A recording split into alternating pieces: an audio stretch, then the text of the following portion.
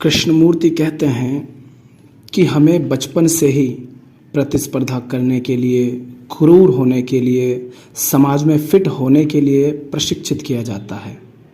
जब तक हमें समाज में फिट होने के लिए शिक्षित किया जाता है, हम निरपवाद रूप से क्रूर बने रहेंगे, क्योंकि समाज हिंसा पर आधारित है। देखिए अपने जीवन में हमें वो पढ़ाई करने के लिए कहा जाता है जो करना नहीं चाहते, वो नौकरी करने के लिए हम मजबूर रहते हैं जिसे हम करना नहीं चाहते। समाज में विवाह उससे तुम्हारा होता है जहां तुम नहीं करना चाहते। कोई एक विद्यार्थी आगे निकल जाता है तो दूसरे विद्यार्थी के माता पिता उससे ईर्ष्या करते हैं। पुस्तकों में लिखा होता है प्रेम करो, मैत्री भाव रखो, और हकीकत में हम उनको ईर्ष्या करना सिखाते हैं। विद्यालय में हम सीखते हैं क्या? एकता रखो, मिलजुल कर रहो, और हकीकत जीवन में जब घर आते हैं, समाज में रहते हैं तो जाति, धर्म, रंग, लिंग, इन सब के आधार पर हम भेदभाव करते हैं। यही तो हिंसा है। तो चाहे घर हो, परिवार हो, समाज हो, संस्कृति हो, धर्म हो, शिक्षा हो, सभी हमें क्रूर होने, प्रतिस्पर्धी होने, हिंसक होने और समाज में फिट होने के लिए प्रशिक्षित करते हैं। आचार्य प्रशांत ने अभी कुछ दिन पहले एक बात कही थी, क्योंकि लोकसभा के चुनाव चल रहे हैं, कि जनता का भला वही नेता कर सकता है जो जनता की तो परवाह करता है, लेकिन जनता सोचती क्या है इसकी ढेले भर भी परवाह नहीं करता, जो बस सत्य की परवाह करता हो। उनके अनुसार नेता वही है बनने लायक जो नेता सत्य के पीछे चले और जनता के आगे चले। माने नेता हो सत्य के पीछे और जनता हो नेता के पीछे। जनता के पीछे चलने वाला नेता कभी भी जनता का भला नहीं कर सकता। क्यों? क्योंकि वो जनता को खुश करने में ही लगा रहेगा। और जनता है कैसी? देख लो समाज की हालत, ये जनता ने ही करी है। जनता तो अपने अहंकार के स्वार्थ जब पूरे होते हैं उसी में खुश होगी, जिसमें उसका अहंकार और फूल जाए, जिसमें वो और भोग पाए, जिसमें और वो संसार का शोषण कर पाए, इसी में जनता खुश होगी। और अगर ऐसी ही जनता को एक नेता खुश करने में लगा रहेगा तो क्या होगा संसार का, कैसे भला होगा? इसलिए नेता सच्चा होना चाहिए जो सच के पीछे पीछे चले और जनता की परवाह करे, लेकिन जनता सोचती क्या है इसकी परवाह ना करे। लेकिन ऐसा होना बड़ा मुश्किल है, क्योंकि ऐसे नेता को जनता खुद नहीं चुनती है। उसके लिए जनता को भी सजग होना चाहिए।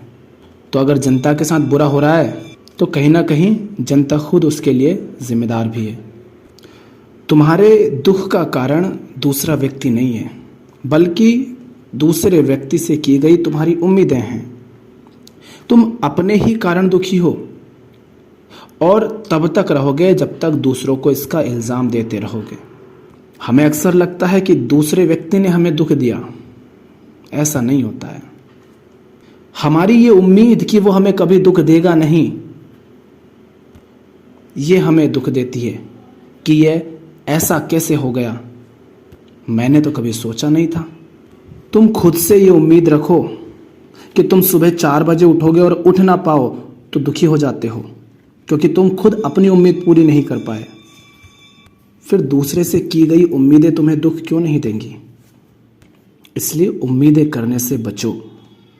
उम्मीदें जहर हैं।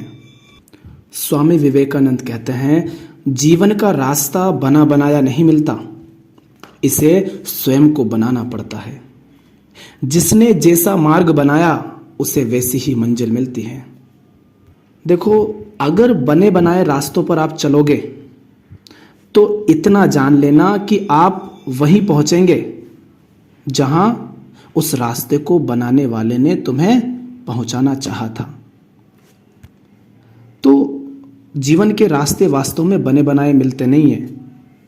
पुराने रास्तों से चलकर आप नई मंजिलों पर नहीं पहुंचोगे, वहीं पहुंचोगे जहां पुराना रास्ता तुम्हें पहुंचाना चाहेगा। हमारा जीवन नया है, समय नया है, स्थान नए हैं, उस रास्ते पर चलने वाले आप नए हैं, पर हम रास्ते बने बनाए खोजते हैं, तैयार रास्ते खोजते हैं। तो आपको मंजिल कैसे मिलेगी? वैसे ही जैसा मार्ग आप बनाओगे या चुनोगे।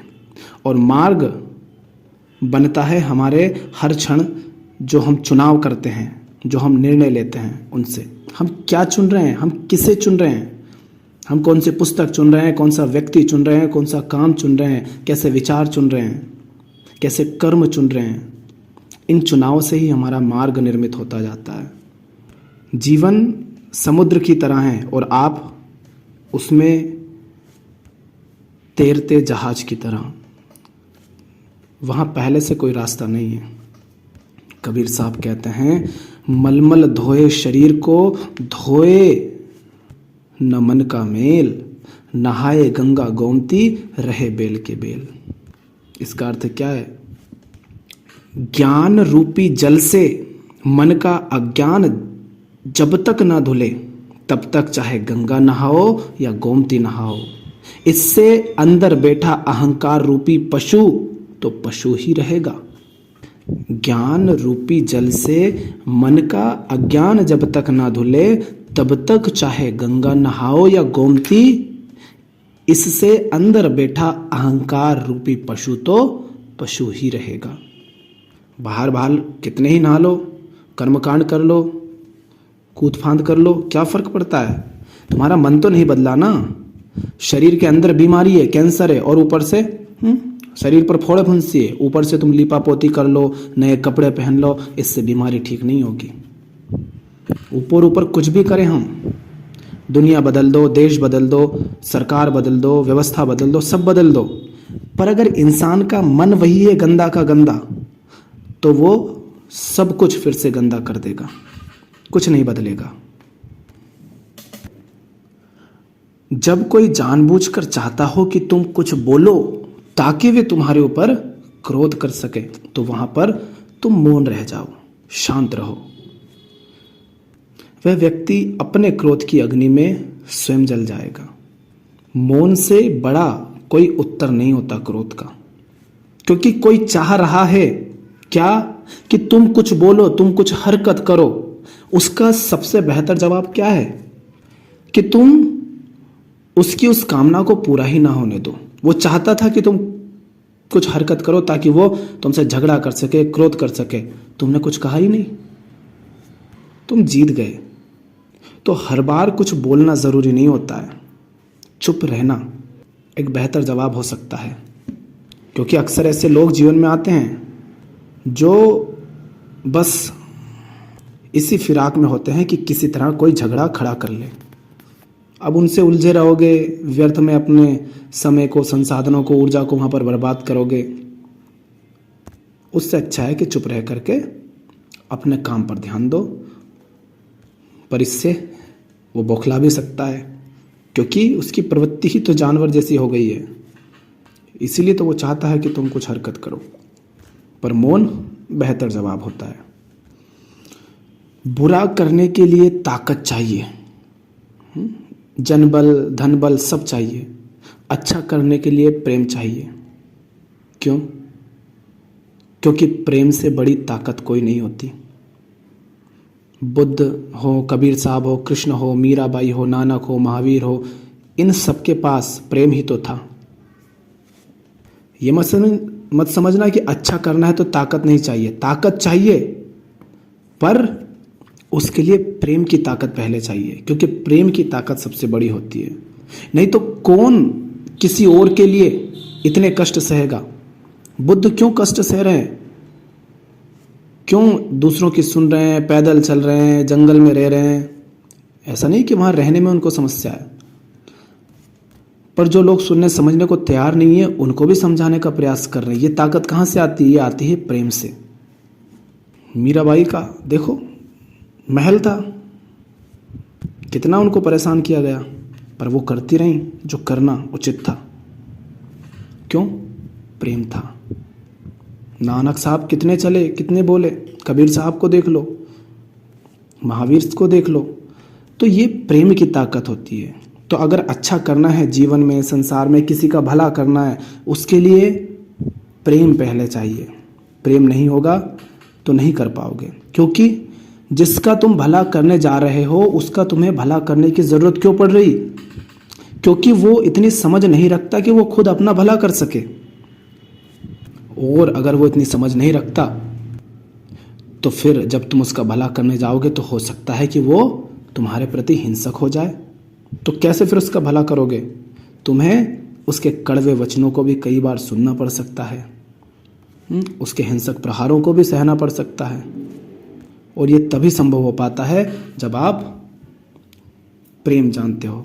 देखो ना, स्वामी विवेकानंद अभी कुछ समय पहले ही हुए, कितना उनको परेशान किया गया, उनको कितनी ज़रूरत थी देश से सहायता की, किसी ने नहीं पहुंचाई। आज भले ही हम उनको सम्मान देते हैं, पूछते हैं। फिर चाहे बुद्ध हो, कबीर साहब हो, जितने भी हुए साधु संत ऋषि महापुरुष, सबको कितना परेशान किया। किन लोगों ने? उन्हीं लोगों ने जिनके लिए वो ये सब कुछ कर रहे थे। पर वो क्यों कर पाए? प्रेम था। अब बच्चा बीमार है, उसको दवाई दोगे, कड़ी लगेगी, कड़वी ही लगती है दवाई तो वो तो विरोध करेगा ही। अब इससे माता पिता क्या उसे दवाई नहीं खिलाएंगे? खिलाएंगे। वही काम संत करते हैं, महापुरुष करते हैं।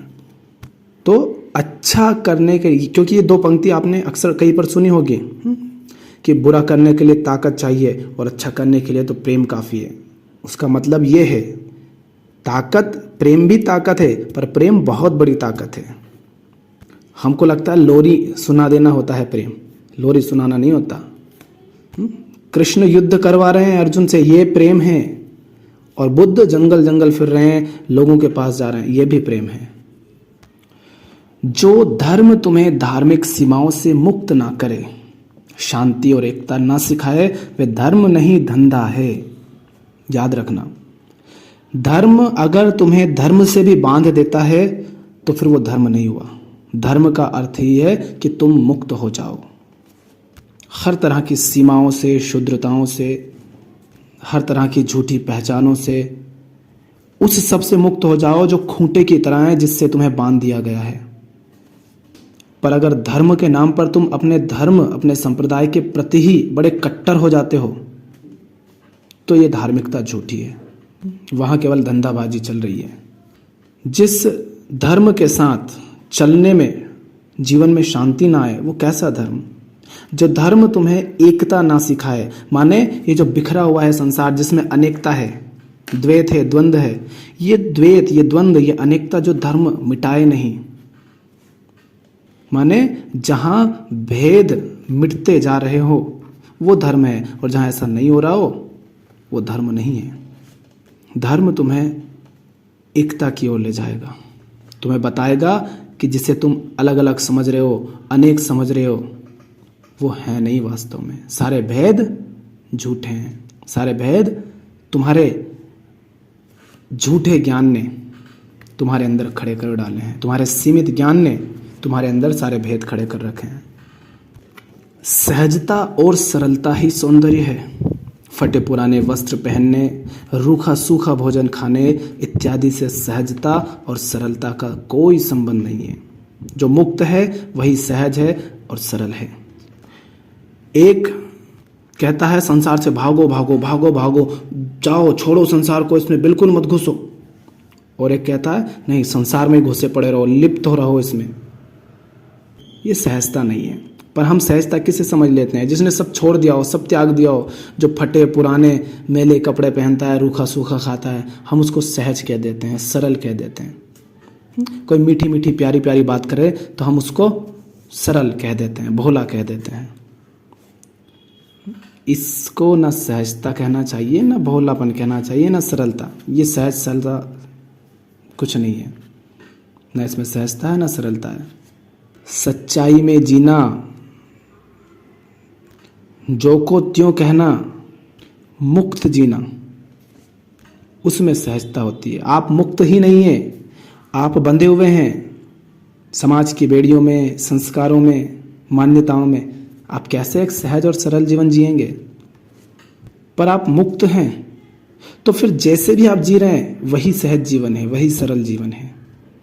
बुद्ध के बारे में आपने देखा होगा, कैसे दिखाते हैं उनको? बैठे हैं आंख बंद करके, शांति से, चुपचाप, बिल्कुल मौन, ध्यान में मगन। ऐसी हम उनकी मूर्ति, उनकी छवियां, उनके चित्र देखते हैं। लेकिन वो व्यक्ति जो घर से निकलने के बाद जीवन भर नंगे पांव चलता ही रहा, उसे हर समय आंख बंद करके बैठे हुए दिखाने वाले लोगों ने बिल्कुल नहीं समझा। उसे देखकर तो ऐसा ही लगता है जैसे बैठे बैठे और बड़ी शांति से लोग उनकी हाँ में हाँ मिलाते गए होंगे। जैसे बुद्ध ने कहा कि हिंसा छोड़ो तो सबने छोड़ दी हो। इतने भले नहीं है लोग, कितना संघर्ष और विरोध सहा होगा उन्होंने। आज बोलकर देखो इंसान से कि भैया हिंसा मत करो, मांस मत खाओ। करोड़ों अरबों की कंपनियां खड़ी हैं समाज में और लाखों कंपनियां हैं। हर गली मोहल्ले में मुर्गे, बकरे, चिकन कट रहे हैं। ये समाज ये यूं ही हिंसा छोड़ देगा? दुनिया भर में बुद्ध धर्म फैला हुआ है। क्या बुद्ध अगर इसी तरह आंख बंद करके बैठे रहते, ऐसे ध्यान में मगन रहते, जिसे हम तथाकथित ध्यान कहते हैं, तो क्या ऐसा हो पाता? संभव नहीं। पर हमें कहानियां प्यारी होती है और कहानियां उड़ा दी उनके बारे में इतनी सारी, और हम उन्हीं में उलझ जाते हैं और हम सोचते हैं कि साधु संत तो वो होता है जो बड़े प्यार से मीठी मीठी बातें करें, एक अलग ढंग से शांति से बैठे, एक चोगा पहन ले, वो नंगे पैर चलते रहे, पैदल पैदल चलते रहे, यहाँ से वहाँ लोगों से बातें करते रहे, समझाते रहे, कितने ही विरोध सहे। और हम उनकी एक कल्पना कर लेते हैं, बुद्ध ऐसे थे, और हमको लगता है कि वाह, जैसे बुद्ध कहते हो भिक्षु आइए बैठिए। ये कोरी कल्पनाएं छोड़ दो जो साधु संतों के बारे में हमने बना रखी हैं। और वो बनाई कहाँ से हमने? वही जो हमें टीवी में, सीरियल्स में दिखा देते हैं, वहाँ से हम देख लेते हैं कि हाँ ऐसा होता है साधु संत, जंगल में ऐसा बैठता है, ऐसे साधना करता है। ये जो मन में छवियाँ आ जाती है, कहाँ से आती है? इन्हीं सबसे तो आती है जो हमें दिखा दिया गया है। और ये दिखाने वाले कौन है? यही तो है वो चतुर चालाक लोग जो तुम्हें सच्चाई से दूर रखना चाहते हैं। और फिर इसी तरह की वेशभूषा रख के, ऐसा ही नाटक कर करके कुछ पाखंडी लोग साधु संत की तरह बन करके बैठ जाते हैं और समाज उनको साधु संत मान लेता है। फिर लुटते रहो, पिटते रहो, और जीवन की जो हकीकत है, जीवन की जो मूल समस्याएं, उन पर तो कोई काम करोगे नहीं, क्योंकि तुम्हें वो विश्वास दिला देंगे कि बच्चा हम तुम्हारी समस्या खत्म करेगा, तुम हमारी सेवा करो। और करते रहो सेवा। वो क्या खाक गुरु है जो अपनी सेवा करवा ले अपने शिष्यों से? गुरु शिष्यों से अपनी सेवा कराएगा या शिष्यों से कहेगा जाओ संसार की सेवा करो, संसार का भला करो, संसार को राह दिखाओ? पर ज़्यादातर गुरु तो अपनी ही सेवा करवा लेते हैं, और हम भी उन्हीं को गुरु समझते हैं। पड़े रहो गुरु के चरणों में।